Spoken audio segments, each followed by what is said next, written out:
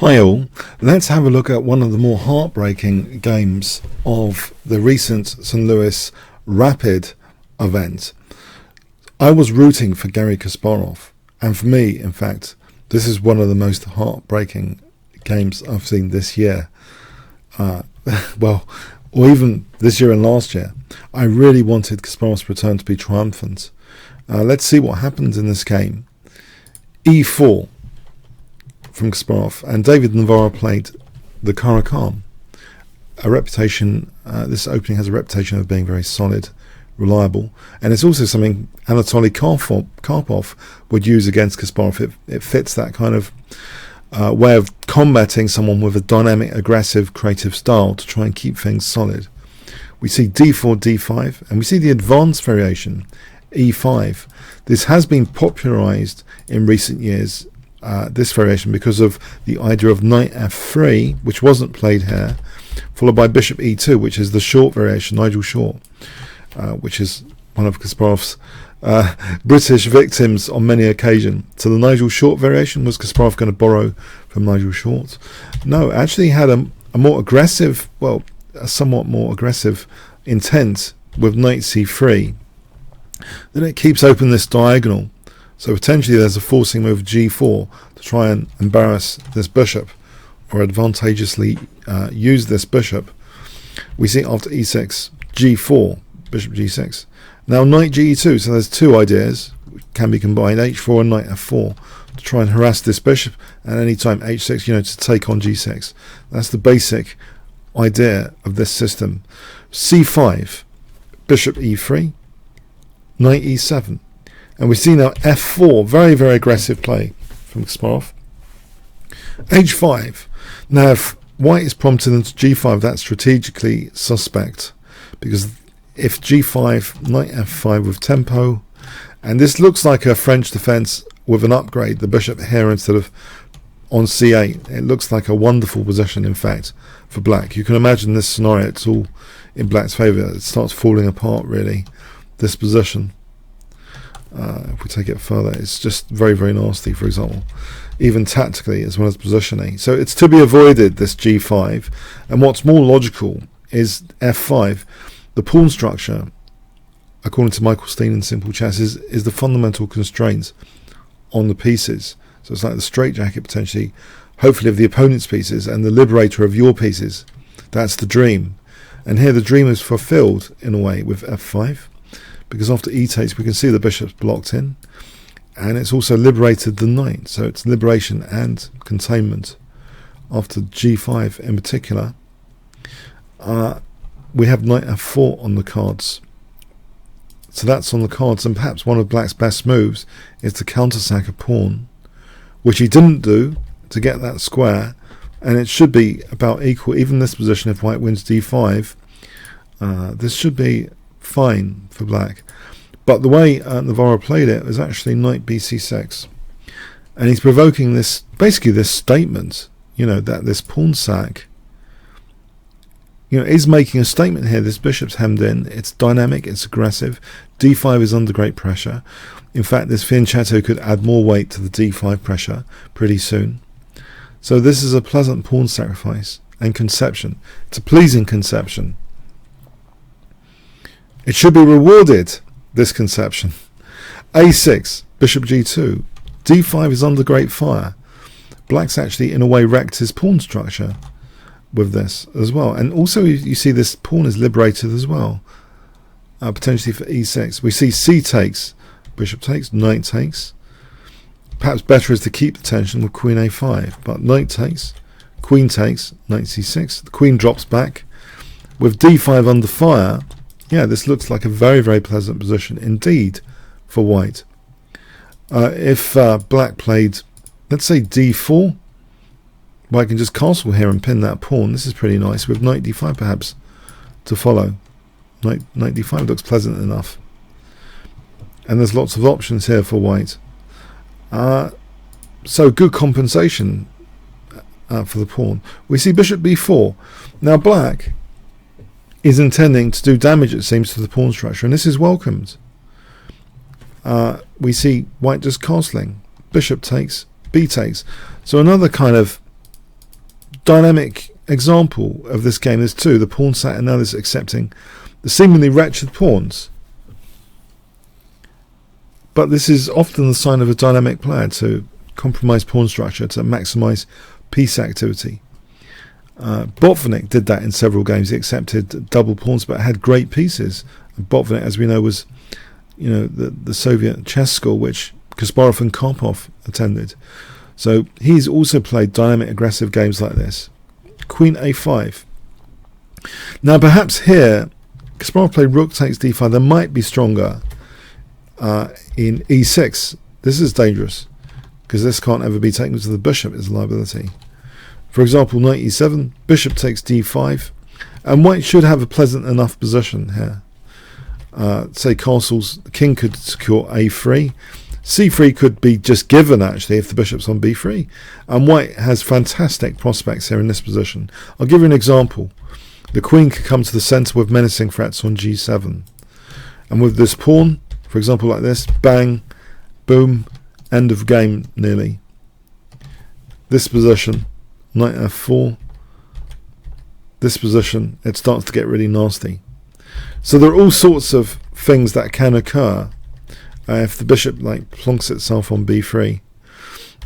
With that maneuver, bishop takes d5 to b3. So this rook d5 is interesting as well.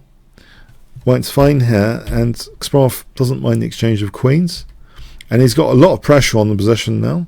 He takes on c6. So we head into this ending where this pawn is signifying its intent already that it could be dangerous later. Rook d6. Now this pawn's taken, so this pawn is more significant now. Keep track of the past pawns here. This pawn could be dangerous in the future. More simplification. a5. Not to give that pawn with this one as well, but that's chased and given up. The black rook comes in. c5, this pawn is only steps away from queening. Rook e1. Check. Check. Now knight d3, holding that e5 pawn and attacking the rook. Black's game is on his last legs, surely. Because this pawn is only steps away from queening, and where are black's past pawns? This one seems more theoretical, and this one needs that one removed. We see rook h3. c6, and here is a key point after rook takes h2 check, where I've mentioned recently about the Tarrasch rule, if you remember. One of Tarrasch's most golden rules, which should be really respected and interpreted in our rook and pawn endings, is the idea of rooks behind pawns. For the defender, it's ideal to have usually the rook behind a passed pawn to keep it under lock and key, as Limsovich might create the metaphor for. But yeah, Tarrasch, it's the Tarrasch rule, rooks behind pawns. And Kasparov didn't really do that. He could have played king c3. And the knight's also guarding this square. So the king's guarding this one, the knight's guarding this one. Why wasn't this played? Kasparov may have had some sort of blackout here. Because this looks absolutely winning. It doesn't seem to matter what black does. Example, king d8. Let's say, or h3, king d8, check. We have this with the idea of combining the rook and knight for a mate, not just queening the pawn. If the knight ends up on b6, it's checkmate. For example, like this, threatening mate as well as protecting the pawn, and it's all over. Black would have to give up the rook. It's just a rook down. Yeah, I mean on h3 instead, again c7 check, and there's two ways of winning this: knight a4, knight a6. Knight a4 to threaten mate is probably stronger, and there's nothing that black's doing. This is an absolutely winning position after king c3. Tarrasch rule is echoed, but instead Kasparov seems to black out with king e3. The rook goes behind the pawn, but it still seems really dangerous. White should play, he's still winning, with knight b4, in any case, gaining a tempo. He didn't play this. With the idea of check, c7, and the tactical idea that if takes, knight d5 check. And if h3, we can queen, and we have time to get behind this pawn. Rook h8 might be sufficient. So it's yeah, it's unfortunate, but in this position, even with the Tarrasch rule violated, knight b4 is still promising here, whatever black does. the check is a nice distraction idea to try and maximize this pawn. White can actually play, it seems the strongest might actually be not to take here, allowing check and takes, because there's always in this position, like king d7 for example coming up, but the strongest might actually be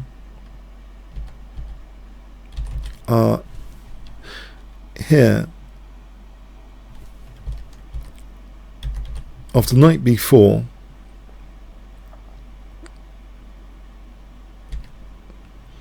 f4, king d4 here would stop losing the knight. With the rook hit, check, this position is winning for white. Here g6 to stop, to threaten this, and if fg e6, and there's ideas of weaving mating nets even. It's just really dangerous. Give an example like this, c7. What is black doing?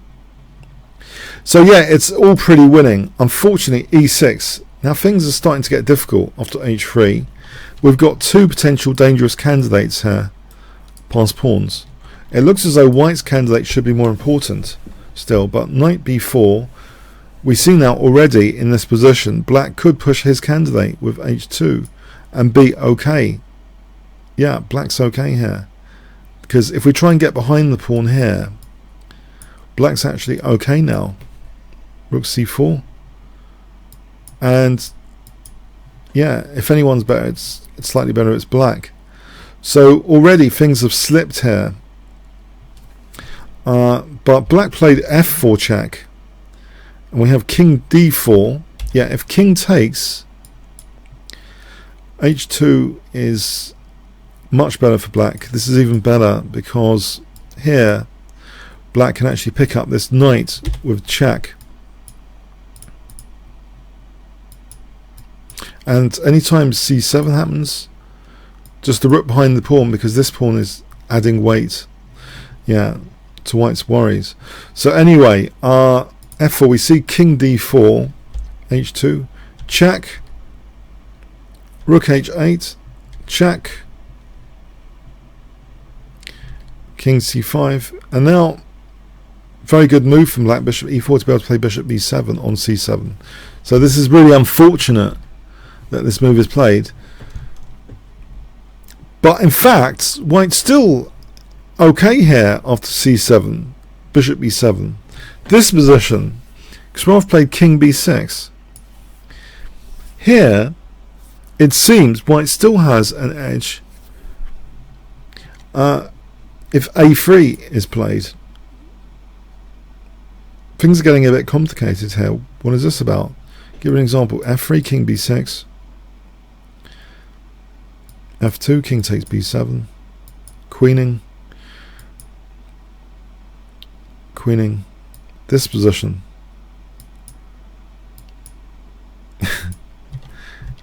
is good for white, this position. It's tactical, very tactical. Even this is a mega tactic, but technically it's good for white, it seems. We're going far away into fiction land though. It's only a rapid game. Okay, so king b6 was played, and we see bishop c8. Now that's taken. So white has released the lock and key on this pawn. h1 queening, check, getting the queen back with check hopefully, which he does. Well, if he doesn't, if king d6, then this is nice for white. So yeah, white should take the rook. Check. We have queen c7 potentially, as well as knight c6, but unfortunately knight c6 was played. Now in this position, queen c7 should still be drawing. Give an example. King takes, check, and the check should persist because here there's queen c3 check, so that's too dangerous to lose the rook. So actually the king might be forced to go back, or rook d7, and the checks would persist. Should be a draw. But in fact, knight c6 check is played. And black has a mega tactic here. Black to play. Remember, black's got a potentially dangerous pawn here as well. This may have originally had the visual intention of distracting the king away from the other candidate, but it's a candidate pass pawn in its own right. Black here realizes that with this next move. Black to play. What would you play if I give you 5 seconds, starting from now?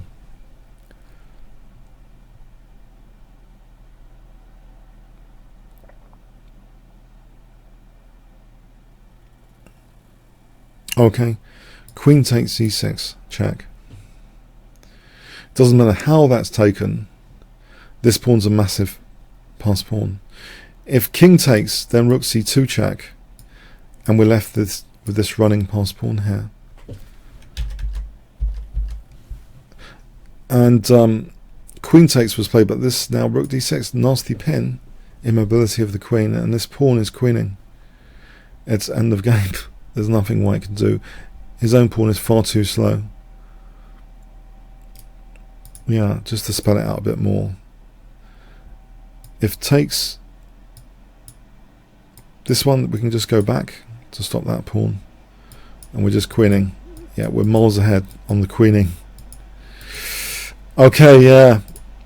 So why is this so heartbreaking? Well, I don't really feel upset usually that much personally on other people's games, but I felt for Kasparov because I wanted him to do well, and this was now round 7. He played this game. This is on a new day. He wanted to try and play creatively. He did play creatively, aggressively, like Neil Kasparov.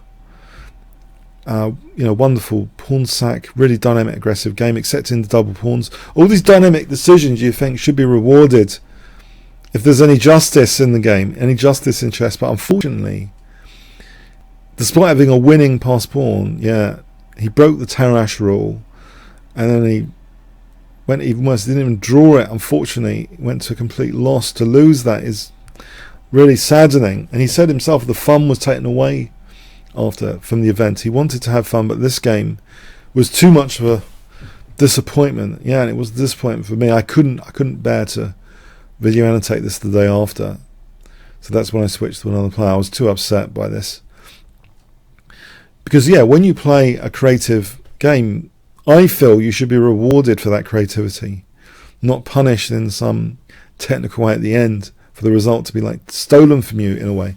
No, but I mean, stolen is perhaps too harsh a word, but it's only rapid. But even so, yeah, the pass pawn should have been winning. And yeah, it's one thing to lose a game if you're losing all the way through. It's another thing to be sort of swindled. In a way, yeah, it was. Swindle's a bit too harsh a word because it's rapid. Black was extremely technical and resourceful to his credit. And David Navara said, he's used to having bad positions out of openings and being resourceful. And obviously he's a very, very strong grandmaster, perhaps with he's quite objective about himself, and he's a very, very nice guy. So great credit to Navara for sticking in there. And finding that amazing tactic at the end. But I'm from a Kasparov perspective, I can feel the pain. It's been a few days since this game, and I can still feel the heartbreak of it. So I thought someone wanted me to cover this. I'm covering it now. But I have to say, for me, it's one of the most heartbreaking games I've ever seen in real time and tried to report on. Okay. Comments, questions, likes, shares appreciated. Thanks very much.